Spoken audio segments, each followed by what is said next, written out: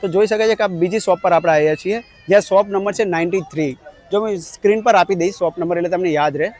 તો જોઈ શકો અહીંયા બહુ જ અલગ અલગ ડિઝાઇનમાં અને એકદમ સસ્તી રેન્જમાં અહીંયા ચણિયા ચોળી છે. આપણે કોઈ બી એકનું પ્રાઇસ પૂછી લઈએ. આની શું પ્રાઇસ છે ભાઈ? 1150. શું વાત છે. તો જો અહીંયા 1150 આ 2 પીસ આવશે ને? ઓકે, તો 2 પીસ છે. આની અંદર 3 પીસમાં બી જો ઘણી જાતના છે. અહીંયા જોઈ શકો છો કે જો સામેની સાઈડ આપણે આપેલા છે તો બધી અલગ અલગ જાતના છે.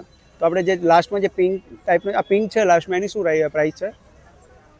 હા, 1750 રૂપિયા જોઈ શકો છો. અને આની અંદર જો એની બાજુમાં એક બહુ જ મસ્ત છે, એ બી છે બ્લેક કલર છે. બધી જાતના અલગ અલગ છે. અને અહીંયા જોઈ શકો સ્ટોક બી ઘણો બધો છે. અને અહીંયા તમારે છૂટક દુપટ્ટા જોતો હશે તો બી મળી જશે.